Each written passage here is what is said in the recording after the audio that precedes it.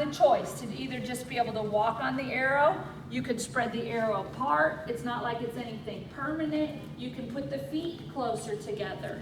You could have a couple of them where, again, they're having to step, put their foot, step, step. And you can widen those feet too, because the key for any of that dynamic balance is narrowing your, starting with a wide base of support. Like, you'll see some kids that like to walk like this. That's because their balance is so bad, they need that wide base of support, okay? And so you want to start wide, but begin to force them to narrow that base of support into foot over foot or heel toe. And technically, I forgot this one. This one should really be over here, but I didn't have room.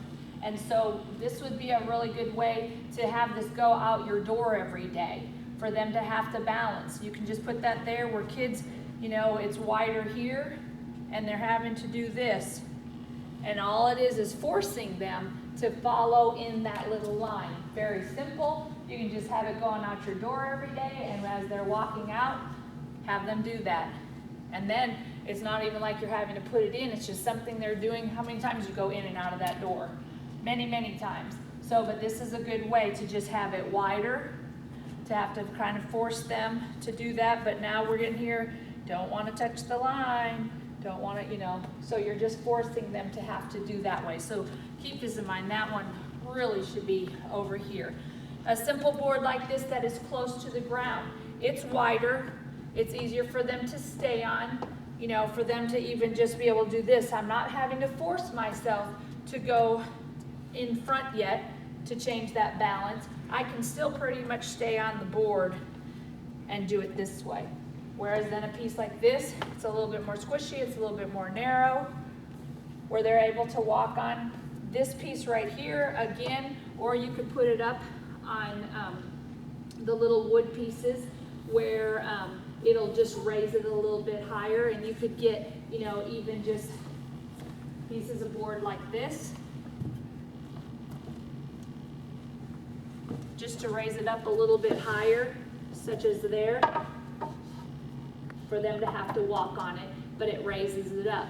This way too, it kind of forces them, and this piece would be over here because obviously it's smaller, but it's higher, so you could have it over this way, but for them to be able to walk, and then for them to have to go down, to be able to pick something up, and again, you wouldn't necessarily do that here in this.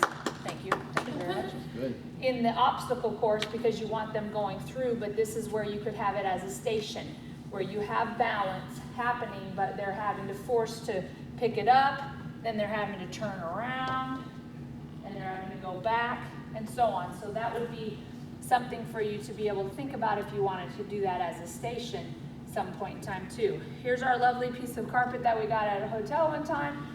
We found all these carpet, and it's like there was a little piece of strip like this, and it was like, oh my gosh, how cool is that? They can all have their own little strip, and you know, they can make, you know, have them be creative, and then they can make their little streets, and they can all have their own little strips. You know, there's neighbors, there's people all the time that have carpet. Just go cut the little strips of carpet for them to, and again, you could make it a wide strip like this piece of carpet and just put it on the ground, or you can make it smaller. I have to tell you a funny story about we carry these in our bags for assessment because we can't carry a balance beam around to see if a kid can balance. So on all our assessments, we actually use this piece of carpet to see if they can walk on a straight line using a foot over foot or heel toe. But just 2 days ago, we went out, we saw these little 5-year-old twins, severely autistic. I mean, all over the place, a kid. And, you know, luckily there was 2 of us, or we'd have never gotten anything done because we were just constantly chasing, pulling, bringing back, chasing. Luckily they're 5 and we could still pick them up, you know, because when we did catch them, you know, they did that whole limp thing and boom to the floor kind of thing. Well, it was just a disaster trying to figure out where their baseline skills were. But the one thing that these kids did was walk on this carpet. I mean, to tell you, they just, I don't know, and they had their tennis shoes on, so it wasn't a feel, it wasn't a tactile thing, but something about this, that they would just come back to this and they would just do this. And then they'd come back and they would just go this way and then they'd run off again. I don't know what it was about this, but that's the one thing that we knew after the evaluation was over they could do.